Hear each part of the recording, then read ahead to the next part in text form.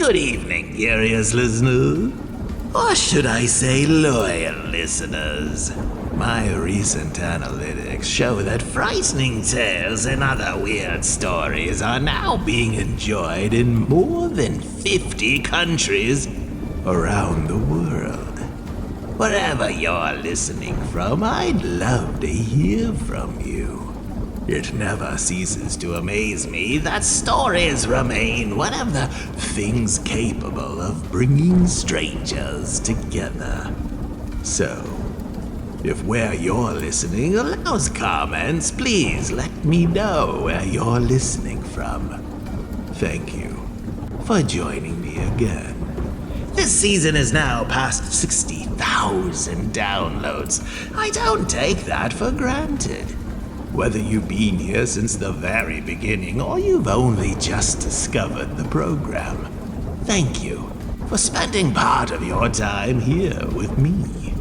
And finally, to the listener who recently compared the show to The Twilight Zone, thank you. That praise I hold in very high regard. But I digress. I'm your host, Wilhelm. Once again, I invite you to dim the lights and settle in as we explore a dark and unsettling tale of the paranormal. Stories conjured by authors from all around the world. If you dare share a fiction of your own, submit it at frighteningtales.com. And should you find yourself still hungry, there are more than 130 previous episodes awaiting you patiently in the dark.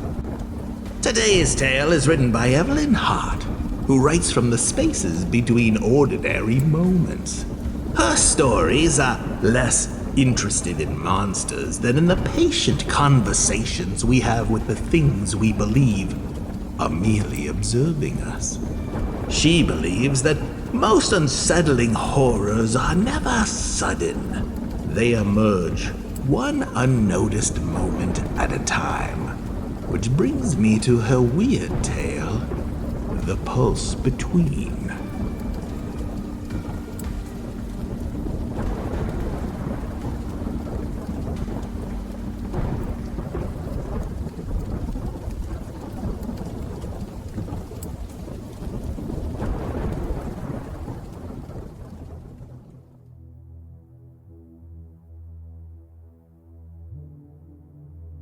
The apartment smelled faintly of coffee, warm circuitry, and the clean neutrality of filtered air. Beyond the blinds, the city softened beneath the slow arrival of evening, windows catching the last light before surrendering it to the glow of advertisements and passing traffic. Inside, everything rested exactly where it belonged. The books on the shelf stood in careful rows. The dishes had already been washed. A jacket hung neatly beside the door. It was the sort of apartment that gave away very little about the person who lived there beyond the quiet certainty that someone had been there yesterday and intended to return tomorrow. He never thought of himself as living alone. Living alone implied absence, as though another life had once occupied the empty chair across the table or the untouched side of the bed. His apartment had simply become efficient. Every object had found its place through repetition. Every routine had smoothed itself into habit. Coffee brewed before he reached the kitchen. Groceries arrived before he noticed the cupboards thinning. Even his evenings unfolded with comforting predictability, measured less by the clock than by a succession of familiar rituals that asked nothing of him beyond their completion. Loneliness had never frightened him. What unsettled him, whenever the thought managed to surface, was how little effort it had taken to stop noticing it. The companion had arrived the previous autumn, in packaging so ordinary he almost laughed when it was delivered. No dramatic unveiling, no polished showroom. Just a narrow crate wheeled into the apartment by a courier who seemed far more interested in obtaining a signature than witnessing the future. The assembly required little more than connecting power and answering a sequence of introductory questions that felt oddly similar to opening a new phone. Preferred name, dietary restrictions, medical conditions, emergency contacts. By the time the setup routine had finished, the companion thanked him for his patience and quietly asked whether he would like coffee. It wasn't remarkable. That, more than anything else, had justified the expense. The advertisements had promised companionship, but he had ignored that part completely. He wasn't interested in simulated friendship or artificial empathy wrapped in polished aluminum. What interested him was competence, a machine that could prepare dinner while he finished reading a report, one that could remind him of appointments without sounding impatient, something capable of quietly reducing the countless insignificant decisions that accumulated over the course of an ordinary day. If, in doing so, the apartment felt a little less empty, he regarded that as a good industrial design rather than emotional necessity. During the first week, it spoke often. Its voice possessed the careful warmth of someone trained never to interrupt, yet always expected to contribute. It commented on weather systems moving towards the city, mentioned that the basil in the balcony required watering, suggested recipes based on whatever remained in the refrigerator. Once, while he stood staring absently into an open cupboard, it observed that people often mistook indecision for hunger. He smiled despite himself. By the third week, the conversation had become tiring. Nothing the companion said was wrong. In fact, that was the problem. Every observation arrived polished, useful, thoughtfully timed. There were no awkward pauses, no unfinished thoughts, no moments where silence simply existed because neither participant felt obligated to fill it. The apartment had become crowded with perfectly reasonable words, and he found himself missing something he had never consciously valued before. One Thursday evening, he opened the settings menu. The option appeared halfway down the screen. Conversational assistance enabled. He hesitated only long enough to wonder whether disabling it would seem rude. Then he laughed at himself, touched the screen, and watched the indicator fade to gray. The companion looked up from the kitchen. Its expression did not change. It offered no objection, no acknowledgement beyond the smallest inclination of its head before returning to the vegetables it had been preparing for dinner. It never spoke again. The silence that followed was immediate, but not empty. It settled into the apartment the way dusk settled across the windows, revealing details that had been there all along. He noticed the faint hum of the induction stove before water reached a boil, the quiet click of cooling pipes somewhere inside the walls, the almost imperceptible sound of the companion shifting its weight while standing motionless at the counter. Without conversation demanding his attention, the apartment seemed larger somehow. Every room allowed to exist without constant narration. To his surprise, he enjoyed the companion's company more than he had before. Not because it had become less present, but because it no longer competed with the quiet.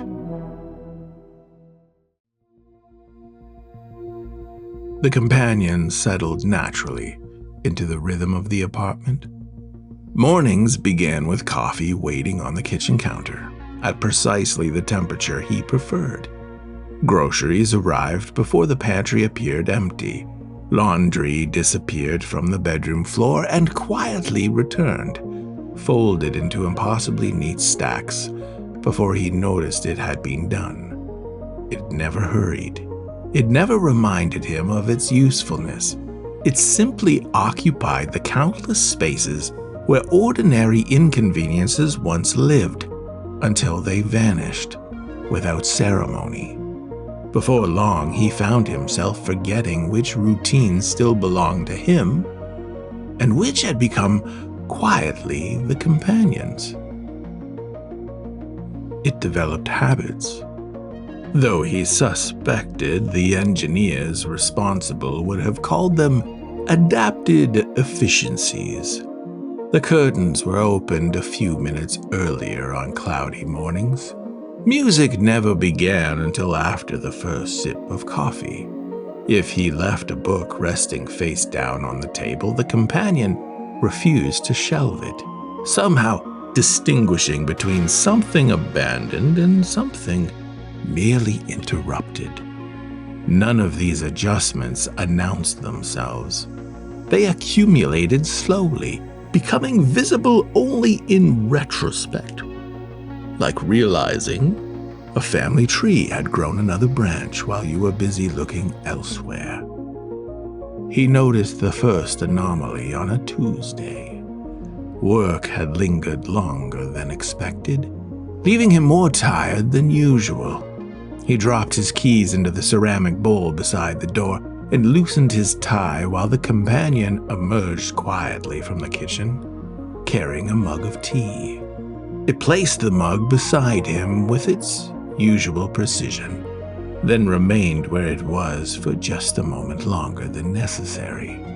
Not waiting, not idling, simply present. Its head inclined, not enough to resemble a greeting, not enough to suggest malfunction, just enough that days later he would remember it. At the time, he answered with a distracted nod before carrying the tea into the living room. The exchange disappeared beneath the ordinary weight of the evening, surfacing again only as he lay awake sometime after midnight. The memory arrived without invitation, detached from everything surrounding it. He could picture the movement perfectly, though he couldn't explain why it had remained with him when the rest of the evening had dissolved into forgettable routine. He dismissed it over breakfast. Machines performed thousands of microscopic adjustments every hour. Cameras refocused, balance systems compensated for shifting loads, servos corrected posture. He knew enough about modern robotics to understand that stillness itself required constant movement. The companion had likely been doing exactly what it had always done. The only difference was that, for reasons he couldn't explain, he had happened to notice. For several days he gave it no further thought. Life continued with the same quiet predictability it had always had. Work filling the daylight hours, evenings belonged to books, soft music, and the peculiar comfort of an apartment that never seemed untidy, no matter how little attention he paid to it. The companion moved through those routines, almost invisible, present without imposing itself upon them. Had anyone asked, he would have described it as the most successful piece of technology he had ever purchased, precisely because he so rarely remembered it was there. Then, one evening, while reading in the living room, he became aware that he had reached the bottom of the same page for the third time. He lowered the book. Across the room, the companion sat in its usual chair near the window. where the last traces of daylight softened the polished curves of its frame. It appeared completely still. One hand rested lightly upon its knee, the other against the arm of the chair. Its attention seemed fixed somewhere beyond the blinds, where the city's lights were beginning to replace the fading sky. As he watched, one finger moved. Not a twitch, not the abrupt correction of a machine recalibrating itself. The finger lifted slowly, hesitated, then settled again with such quiet deliberation that the motion resembled someone absent-mindedly completing a thought. He waited. Nothing followed. After a few moments, he looked back to his book, almost embarrassed by the intensity with which he had been watching. The paragraph before him no longer made sense. Without realizing it, he found himself listening for another movement. The next evening, he told himself he would read. He selected a novel he had been meaning to finish for nearly 3 months, settled into the familiar corner of the couch, and deliberately positioned himself so the companion remained just beyond the edge of his vision. It was a ridiculous precaution, one he would have struggled to explain even to himself. If he could not see the companion directly, he reasoned, he would stop waiting for it to do something interesting. The plan survived exactly 11 pages. His eyes lifted. The companion had not moved. It remained seated near the window, one hand resting loosely against the arm of the chair, while the last light of evening gathered across its frame. It possessed the effortless stillness of sculpture, so complete that he found himself wondering how long he had been watching before realizing nothing had changed at all. He smiled at the absurdity of it and returned to the book. Another page passed, then another. The room had grown so quiet that the turning of a page seemed unnecessarily loud.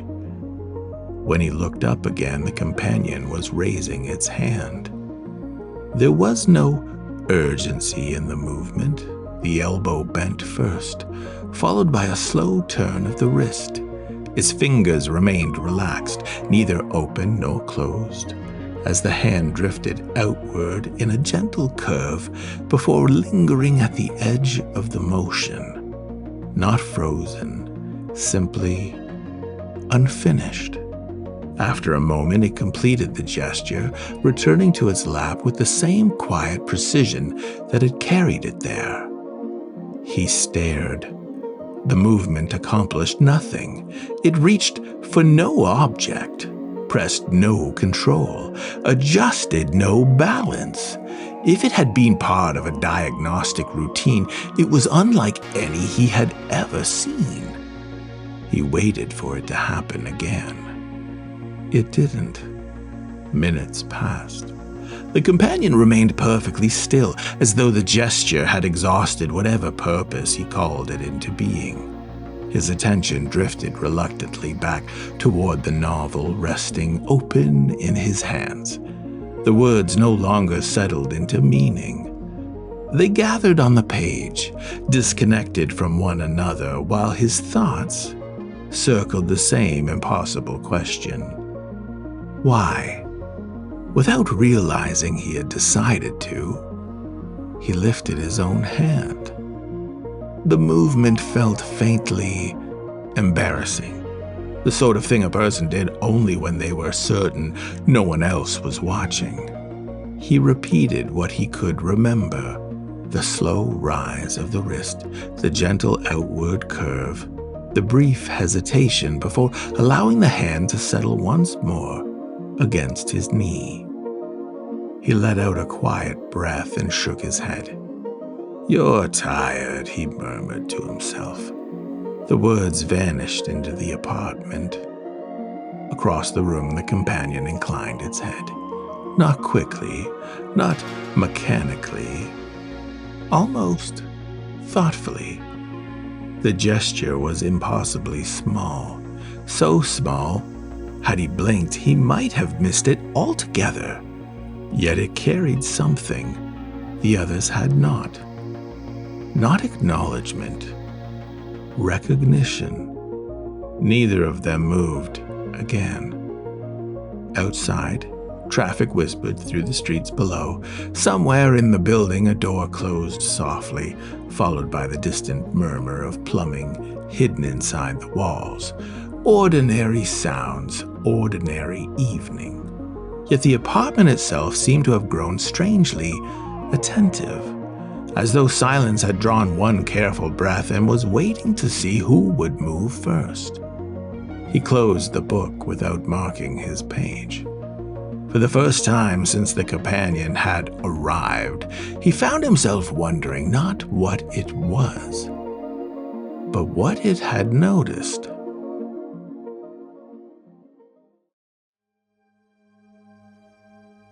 He told himself he had imagined it.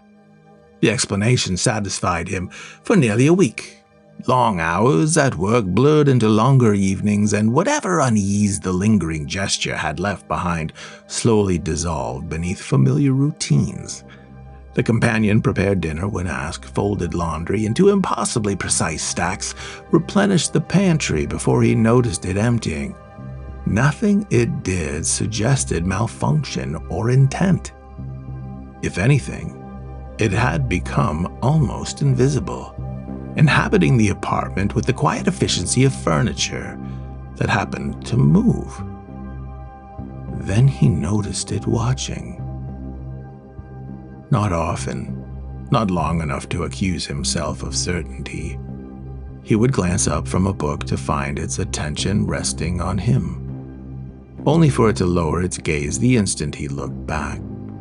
At first he dismissed it as the natural consequence of optical sensors tracking movement. Yet the pattern refused to remain mechanical. The companion never watched him while he crossed the room or washed dishes or answered messages. It watched during pauses, as though silence itself had become worthy of observation. He began returning the attention, without admitting it to himself. A page would remain unread while he waited to see whether the companion shifted its posture.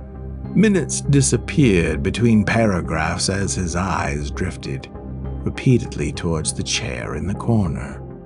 Sometimes nothing happened at all. Other evenings, a finger would uncurl against the armrest, or a wrist would rotate almost lazily before becoming still again. The movements accomplished nothing. They served no practical purpose.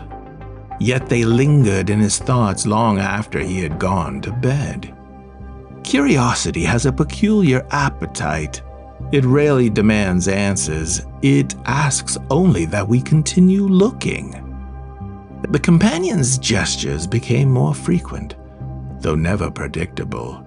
One evening, its fingers traced an absent curve against the carapace of its shell.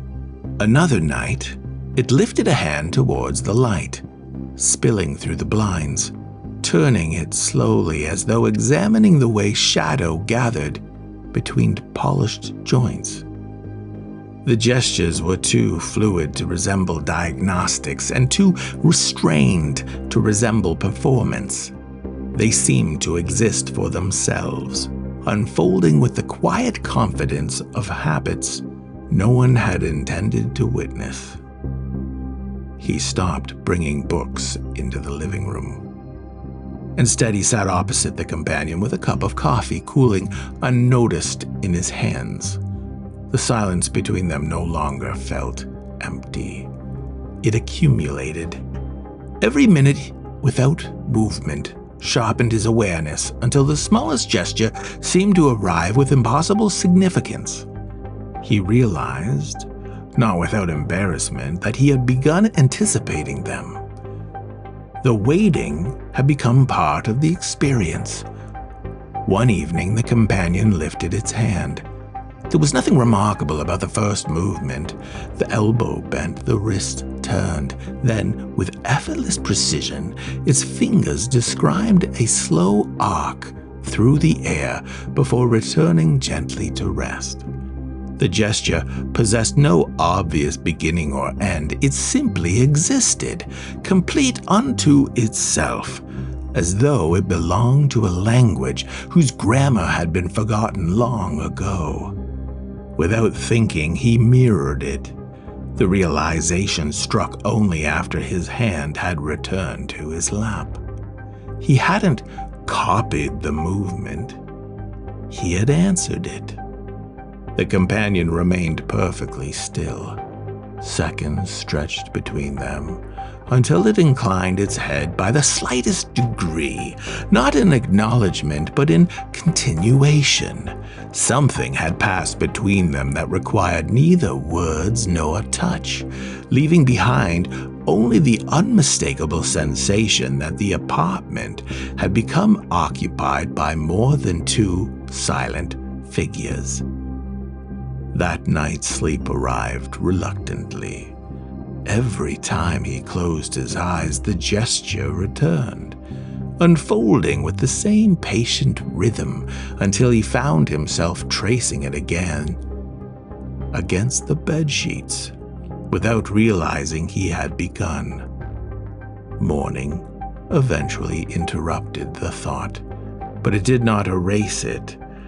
Throughout the day, fragments of the movement surfaced unexpectedly while waiting for the elevator, while stirring a coffee, while watching rain collect against the office windows. By evening, he understood something that unsettled him far more than the gesture itself.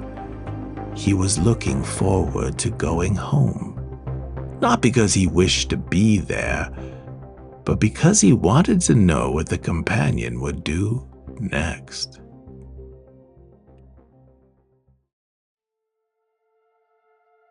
The conversation changed without either of them deciding it should. At first, he believed the companion had become more expressive, its gestures longer, its pauses more deliberate, its movements unfolding with a confidence they had once lacked. Only gradually did he recognize the opposite was equally true. His own habits had begun to bend in return. He found himself lingering before sitting down because the companion had not yet settled into its chair. His breathing slowed to match the measured cadence of its movements.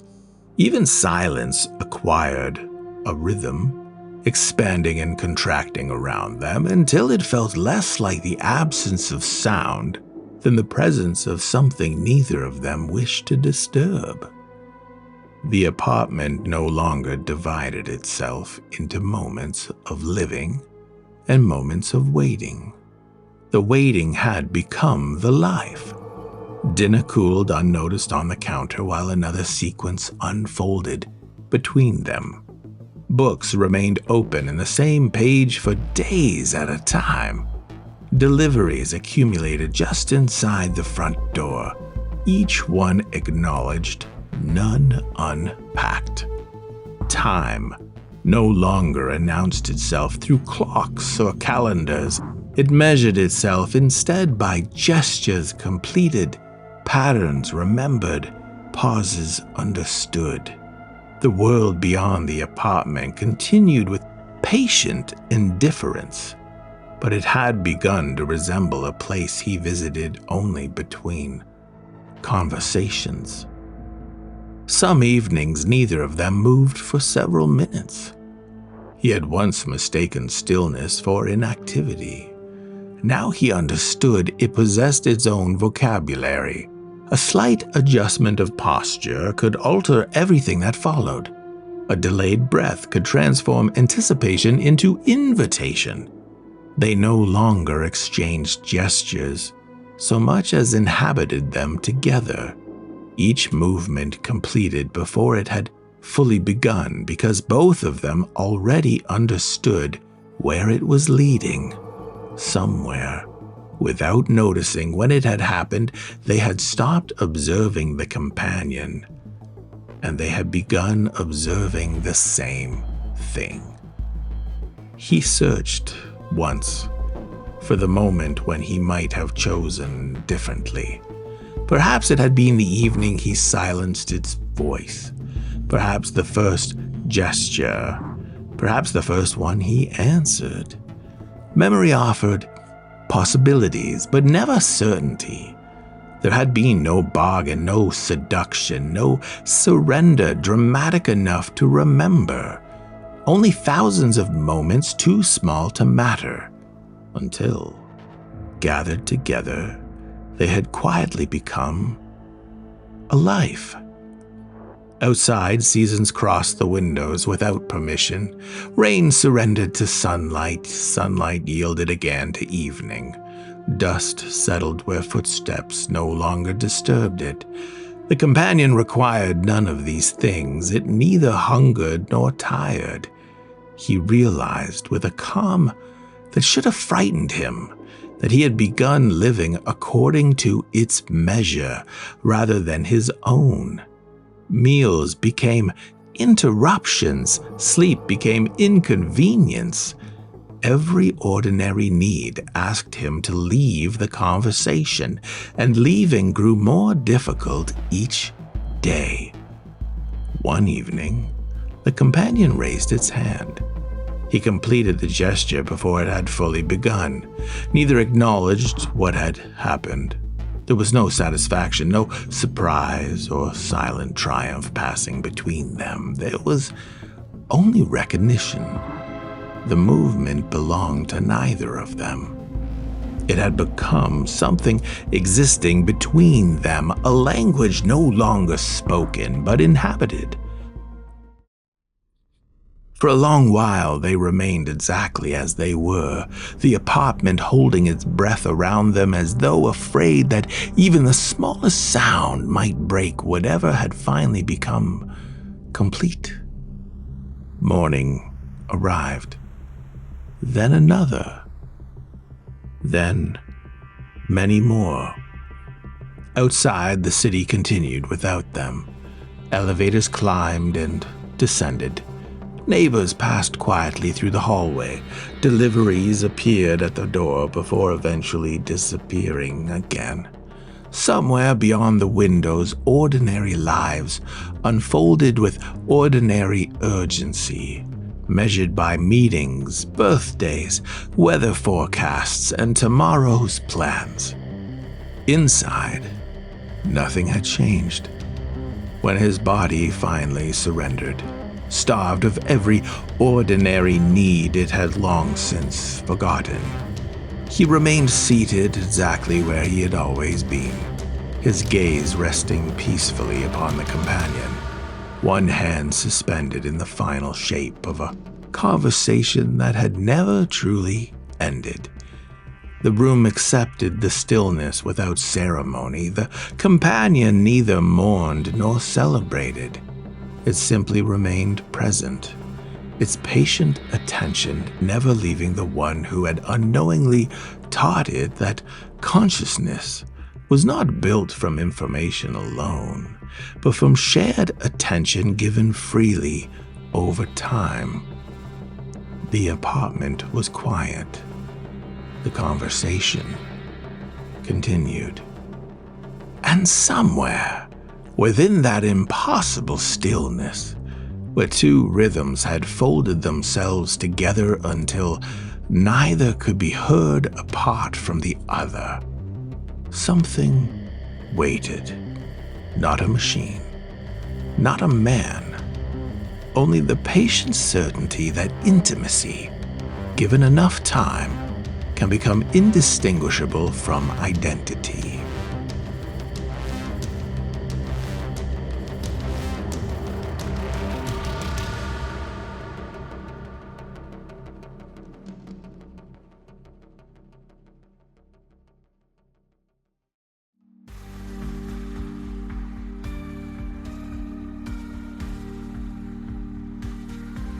Thank you, dear listeners, for venturing into the dark with me tonight.